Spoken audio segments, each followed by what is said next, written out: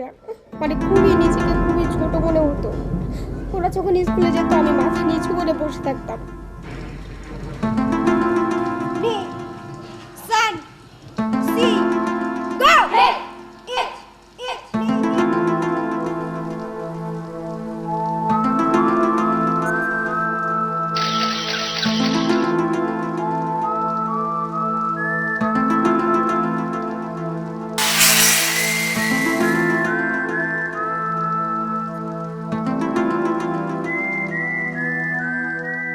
মিরপুর বাউনিয়াবাদের এক বস্তিতে এ গল্পের শুরু। এক জীবন্ত গল্প রূপকথাকেই যেন হার মানায়। আর এই গল্পের নায়িকা মরিয়ম, যে দেশের নারীদের জন্য হতে পারে এক উজ্জ্বল দৃষ্টান্ত। ছোট্ট খুপড়ি ঘরে বেড়ে ওঠা এক স্বপ্নকে কিভাবে সে অন্য উচ্চতায় নিয়ে গেল, তাই দেখব আমরা আজ। আর জানবো আরও অনেক কিছু। আমার নাম মরিয়ম আক্তার। আমি এখন ইন্টার সেকেন্ডারি পড়ছি। আমি যখন ক্লাস 5-এ পড়তাম, কিছু ছেলে আমাকে খুবই বিরক্ত করতো।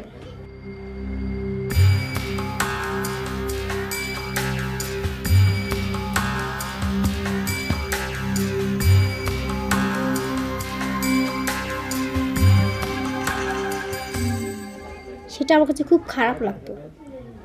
আমি যদি আমার বাসায় বলি, তাহলে আমার বাসা থেকে এক কথাই বলতো যে সব মেয়েই তো আছে, তাহলে তোমাকে কেন এত ডিস্টার্ব করে।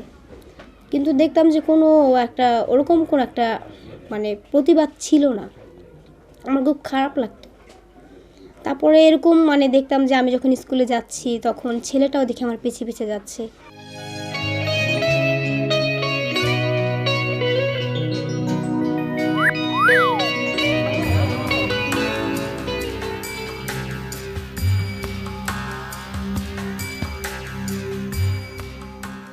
তখন আমাদের একটা দোকান ছিল আমাদের স্কুলের পাশেই। তো সেই দোকানে আমি বসতাম। আমি আমার আব্বুর সাথে দোকানে যেতাম, আবার আসতাম। আমার আব্বুর সাথে আমি সবসময় এই দোকান করতাম, স্কুলে যাওয়ার পরেই আমি দোকান করতাম।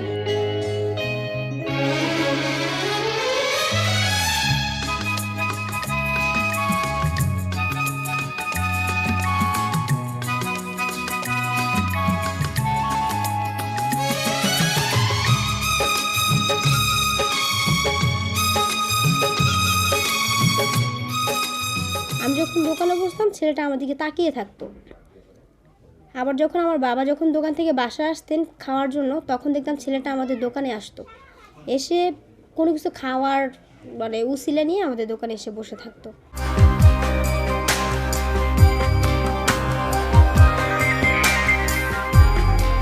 তখন শুধু তাকিয়ে থাকতো। আমার খুব বিরক্ত বোধ লাগতো। তো 1 দিন 2 দিন 3 দিন এরকম করার পর দেখলাম যে আসছে যাচ্ছে। তারপর বাবাকে কথাটা বললাম। বাবা ছেলেটাকে বলছে, কিন্তু ছেলেটা ওরকমভাবে শোনে নাই।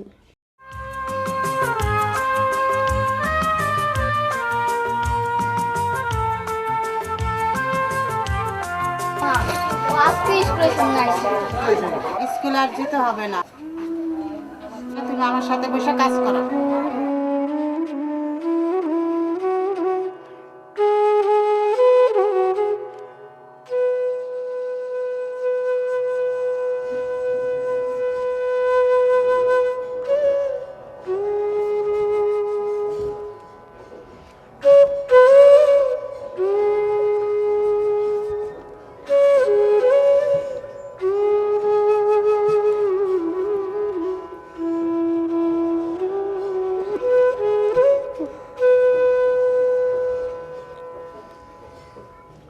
ওরা প্রতিদিন স্কুলে যায়, কিন্তু আমি স্কুলে যেতে পারি না, খুবই নিজেকে খুবই ছোট মনে হতো।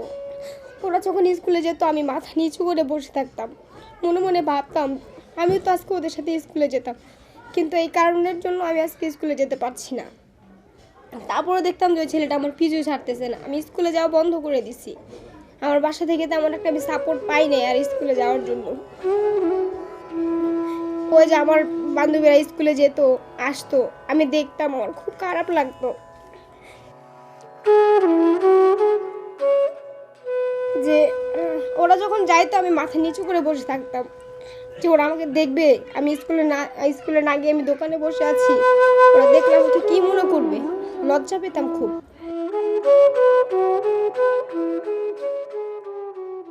জীবনের এই সময়টিতে এসে অনেকেই হয়তো চিন্তা করতো জীবন কি, আবার অনেকেই হয়তো ছেড়ে দিত ভাগ্যের উপর বাকি পুরোটা জীবন। তবে তা হতো বোকামি, সেটাই প্রমাণ করলো আমাদের মরিয়ম। এক পর্যায়ে আমাদের এখানে একটা সংস্থা আসে, আমি সেইখানে শিশু দলে নাম দিই। তো সেইখানে বিভিন্ন ধরনের প্রশিক্ষণ দেওয়া হতো, ট্রেনিং করানো হতো, অনেক বিষয়ে মানে শিক্ষা প্রদান করা হতো সচেতন বিষয়ে। তো সেইখানে আমি প্রতিনিয়ত যেতাম, যাওয়ার পর মিটিং করতাম, ট্রেনিং করতাম। সবাই যদি আমাকে জিজ্ঞাসা করতো তুমি স্কুলে পড়ো না, আমি বলতাম যে না আমি স্কুলে পড়ি না। তখন আবার বলতো কেন তুমি স্কুলে পড়ো না কেন, আমি বলতাম যে এমনি আমি স্কুলে পড়ি না। তখন দেখা গেলো যে আমি ক্লাস 5-এ পড়তাম, আমার বান্ধবীরা ছিল ক্লাস 6-এ উঠলো, ক্লাস 7-এ উঠলো, আমি স্কুলে পড়ি না। সারাদিন শুধু ঘুরি, দোকানে যাই, দোকান থেকে আসি, ঘরের কাজ টাজ করি। তো প্ল্যান বাংলাদেশের একটা আপা ছিল, চাঁদ সুলতান আপা, উনি আমাকে বলতো যে মরিয়ম তুমি স্কুলে ভর্তি হও।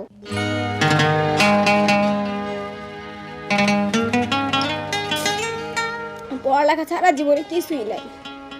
তো আমি বললাম যে আপা স্কুলে ভর্তি হতে তো অনেক টাকা লাগে, কিন্তু আমার বাবা মা তো সেই টাকা দিতে পারবে না।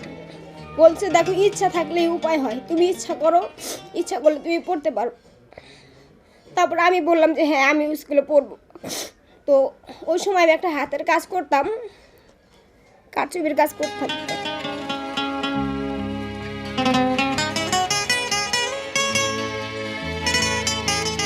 তো নিজে নিজে মোড়ে একটা জিদ করলাম যে না আমি স্কুলে ভর্তি হব, আমি স্কুলে পড়বো। তখন আমার 2 বছর চলে গেছে, আমি তখন ক্লাস 7-এ পড়তাম। তারপরে সেই কারচুপির কাজ শুরু করলাম। সেই কারচুপির কাজ করার পর আমি প্রায় 10,000 টাকার মতন কাজ করছি। কাজ করার পর আমি এটা আমার আম্মুর কাছে দিছি। দেওয়ার পর বললাম যে আম্মু এই টাকাটা তুমি নাও, নেওয়ার পর তুমি আমাকে স্কুলে ভর্তি করাই দিও।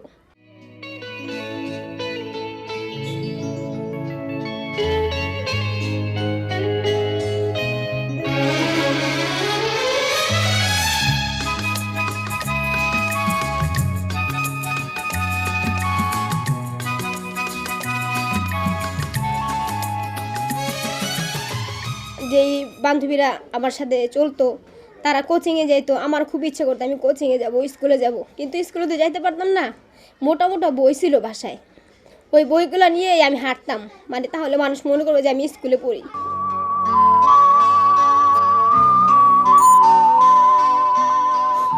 ওই হাঁটলাম এইখান থেকে এই দোকান পর্যন্ত যাইতাম, দোকান থেকে ওইখান থেকে মানে বিভিন্ন জায়গায় যেতাম বই নিয়ে, মানে মনে হতো যে আমি একটা স্টুডেন্ট এরকম মনে হইতো। তারপরে এক পর্যায়ে আম্মু আমারে আবার জানুয়ারি মাস আসছে, আসার পর আমি ভর্তি পরীক্ষা দিই। ভর্তি পরীক্ষা দেওয়ার পরে আমি সেখানে টিকার পরে আমি সেই স্কুলে ভর্তি হই।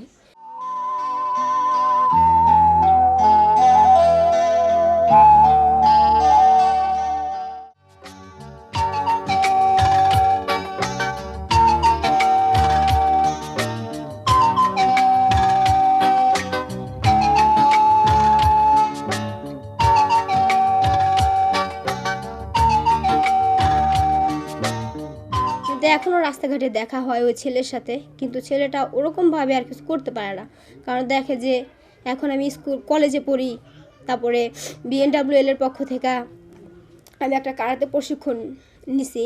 কারাতে প্রশিক্ষণ নেওয়ার পর আমি কারাতেটা শিখলাম, শেখার পর নিজের ভিতরে একটা আত্মবিশ্বাস আসলো।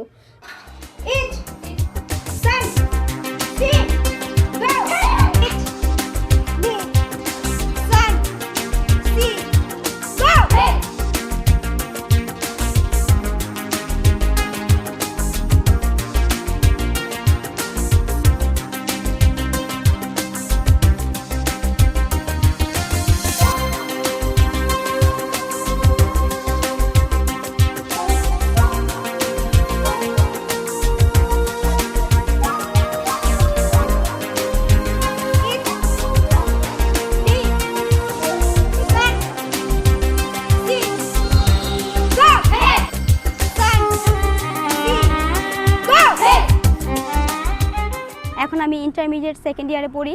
তার পাশাপাশি আমাদের এলাকায় বানিয়াবাদ যুব কল্যাণ পরিষদ নামে একটি সংগঠন তৈরি করা হয়েছে, সেটা আমরাই করেছি। আমাদের মতো কিছু ছেলে মেয়ে আছে যারা পড়াশোনা এসএসসি পরীক্ষা দিয়েছে বা ইন্টার পরীক্ষা দিয়েছে বা অনার্স কমপ্লিট করেছে, ওই ধরনের কিছু ছেলে মেয়ে নিয়ে আমরা একটা সংগঠন তৈরি করি।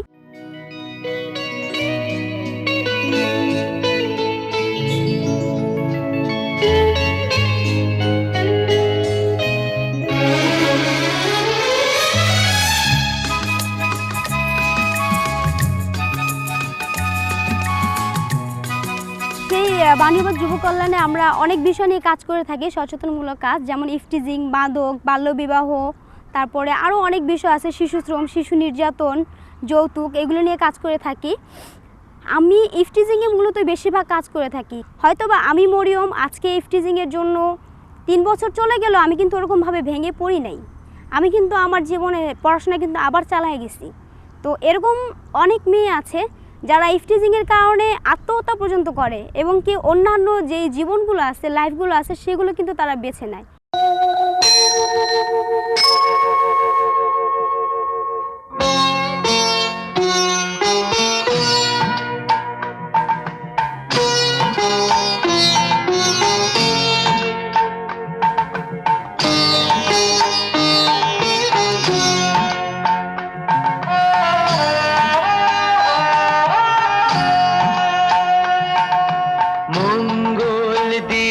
বড় হতে গেলে অনেক বাধা বিপত্তি আসে, সেজন্য থেমে থাকলে হবে না। আজকে আমি যদি থেমে থাকতাম তাহলে এই জায়গায় কখনই আসতে পারতাম না। আজকে আমি সেই যে ভয় পেয়েছিলাম, সেই ভয়ে আমি থেমে থাকিনি বলে আজকে আমি এই জায়গায় আসতে পেরেছি, এবং আমি যে কাজগুলো করছি সেই কাজগুলো করতে পারছি এবং এলাকা থেকে অনেক সাহায্য পাচ্ছি। আপনারাও আমার মতন কেউ যদি এরকম হয়ে থাকেন তাহলে ভয় না পেয়ে তার মোকাবেলা করবেন এবং তার প্রতি এগিয়ে যাবেন। জীবনের সিঁড়ি বাইতে হবে কিভাবে তা হয়তো নিজে থেকে উপলব্ধি করেছিল মরিয়ম। উন্নয়নমূলক কাজের মাধ্যমে এগিয়ে গিয়েছে সামনের দিকে, আর তাই হয়তো পিছনে ফিরে তাকাতে হয়নি আর। আমি বড় হয়ে একজন উকিল হতে চাই, আপনারা আমাকে দোয়া করবেন। উকিল হয়ে যেন সেই সব মেয়ে, সেই সব নারী, সেই সব শিশুদের জন্য কাজ করতে পারি যারা বঞ্চিত, যারা এইসব সুযোগ সুবিধাগুলো পায় না। আপনারা সবাই আমাকে দোয়া করবেন, আমি যেন একজন উকিল হতে পারি। অন্ধকারে দু চোখ আলোয় প্রভু। বড় হতে গেলে অনেক বাধাই আসতে পারে জীবনে। এই সকল বাধাগুলোকে সাহসিকতার সাথে মোকাবেলা করে এগিয়ে যেতে হবে সামনের দিকে। জীবনের কঠিনতম মুহূর্তগুলোতে নিজেকে থামিয়ে না রেখে এগিয়ে যেতে হবে প্রত্যয়ের সাথে। বন্ধুরা, আজকের মতো এখানেই বিদায় নিচ্ছি। আমি নজিবুর রহমান ছোটন। আল্লাহ হাফেজ। আলোয় প্রভু। তবু যারা বিশ্বাস করে না তুমি আছো, তাদের মার্জনা করো